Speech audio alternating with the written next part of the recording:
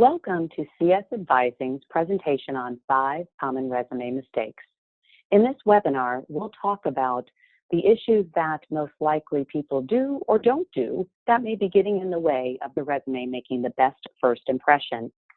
I'm Reshwan. I'm the founder and president of CS Advising, a career coaching company dealing with professionals of all levels in launching their careers, and Collegial Services, a boutique staffing firm helping to connect thoughtful and career-minded professionals with career opportunities in growing companies. My background includes over 25 years of starting and running specialty professional staffing businesses for multi-global corporations, as well as starting and running Collegial Services and CS Advising since 2011. In addition to the work that I do directly with our clients, I also give recommendation and coaching to a variety of academic institutions and alumni associations, and I'm also a careers writer for U.S. News. I look forward to sharing with you some of the tips and tactics we think will help make your resume stronger. What we'll cover first is some workforce trends, a little bit about the current job market and why those things matter to you, the 5 most common resume mistakes that we see, and then open it up to any questions and answers. In terms of workforce trends, there have been some major changes in the average work span and the average tenure per position. According to the Bureau of Labor Statistics, the average employee will work 40 years now, with an average tenure of 4 to 4.5 years. That tenure number continues to decline. And what that really means for anyone hearing this message is that most people will average 10 to 12 job changes throughout their career. So the important piece is that you need to make every step count, because it's not just a matter of, oh, I got my first job because I knew someone who worked at the company. You may have to interview somewhere in the area of 30 plus more times to keep working during those 40 years. The second factor, in addition to this longevity of career, is the heightened level of competition. On LinkedIn, there's 570 million members worldwide, and it's growing at more than 2 members per second. An average corporate job attracts 250 resumes because it's never been easier for people to apply online. Out of those 250 people, only 4 to 6 candidates will be interviewed. And of course, only 1 will get a job offer. Again, what this means to you is we're working longer than ever before, so learning how to represent ourselves well has never been more important. And then secondly, there's more noise. Every time you apply, there's more people that look like you, so your job is not just to reflect how you're qualified, but also to differentiate yourself from others in a way that is both unique and compelling to the hiring authorities. One other thing I like to bring into play is this particular quote: "Your company is not in control of your learning. Prove that you're curious by actions and not words." It's exceptionally important in a technological age that we have right now, where things are constantly changing and advancing. Employees that will fare the best are the ones that are curious, learning. They don't just rely on, oh, my job's this, I did that. They're looking to go above and beyond and to keep evolving, which again, so important, because the things that you were good at and that you were interested in perhaps in your 20s may be totally different than those things that interest you 30, 40 years later. The key is to keep your skill set moving so that you continue to be qualified for roles that continue to be interesting.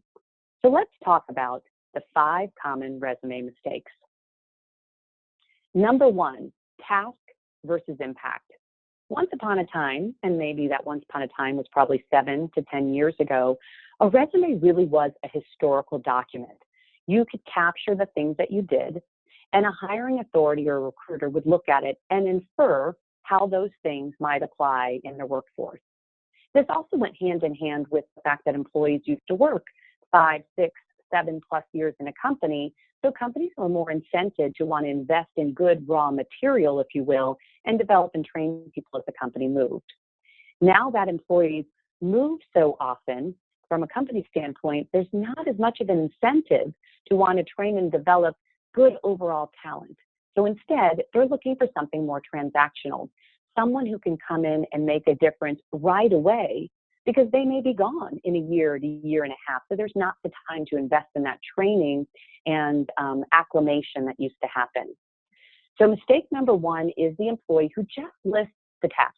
I did this, I did this, I did this, versus showing the impact or how their work and the fact that they had that job made a difference. Here's an example of a resume that's pretty simplistic, as you can see.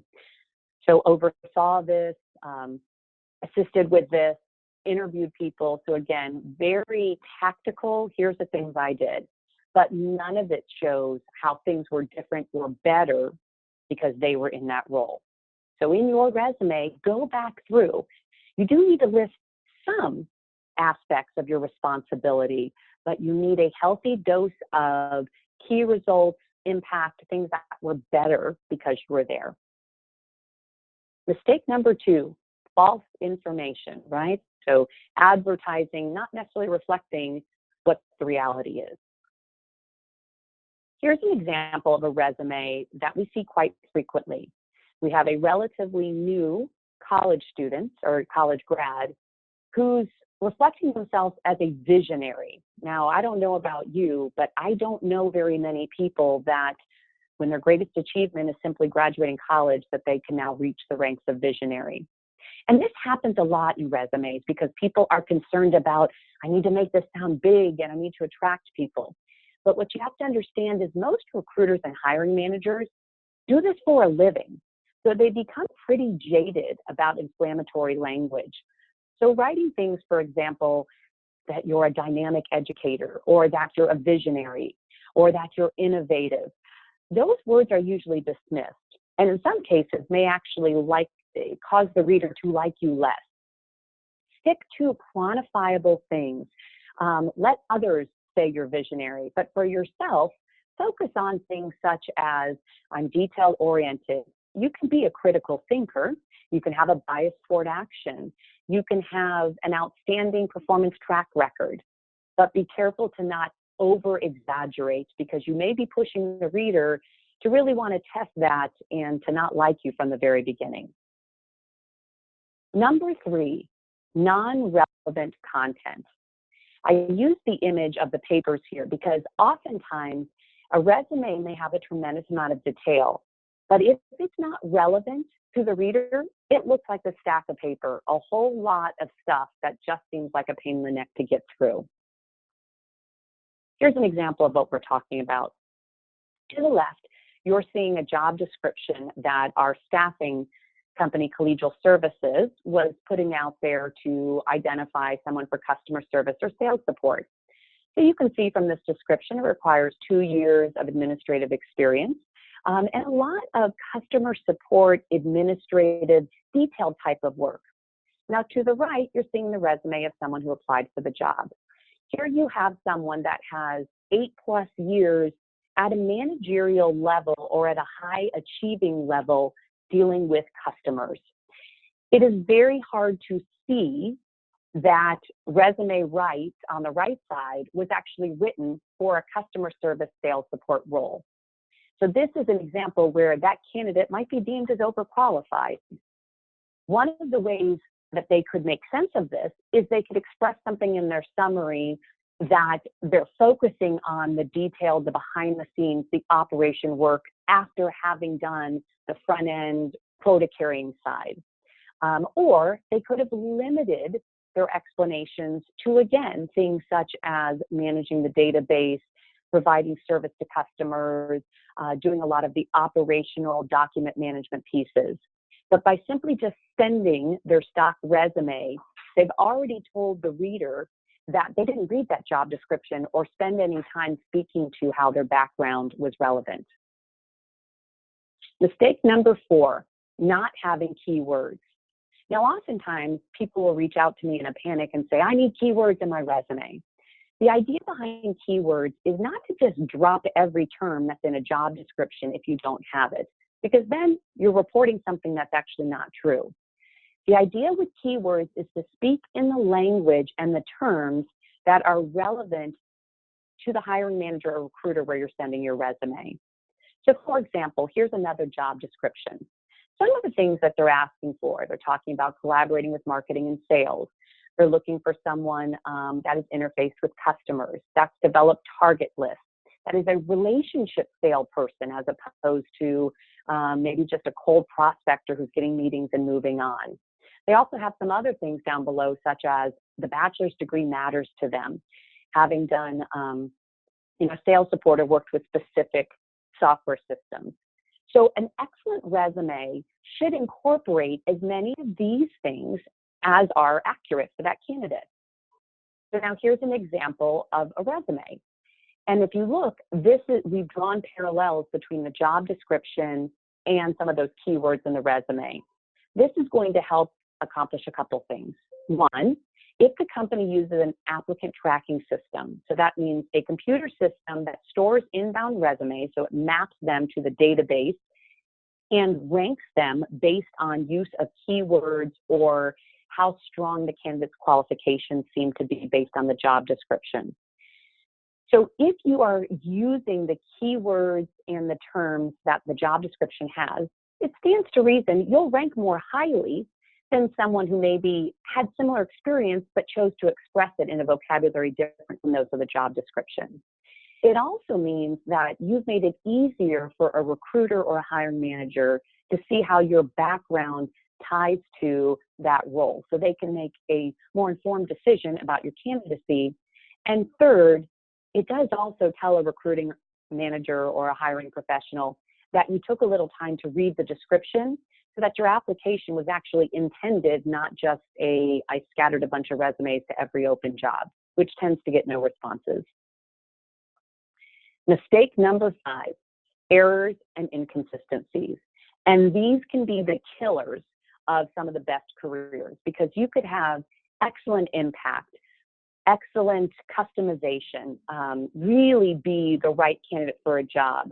But if you don't view the resume as your chance to make a formal presentation and to show that you can look for quality and detail, unfortunately, you'll come across as someone they don't want to have in their environment.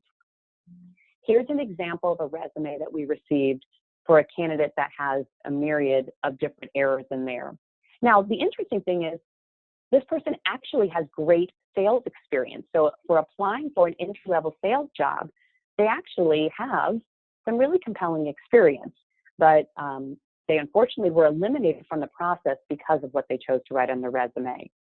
So now I'm going to show you some of those errors and inconsistencies. So for example, we have some spacing issues. We have periods after some bullets and skills and ability, but not after others.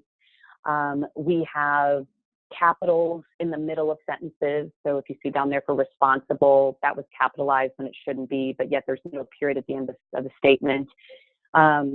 We have dates reflected differently. We have some sections that actually have no content at all. So any of those errors, as soon as a skilled hiring manager or recruiter sees this, they're instantly going to dismiss it because they're going to say this candidate either doesn't know better or didn't care enough to actually make those changes.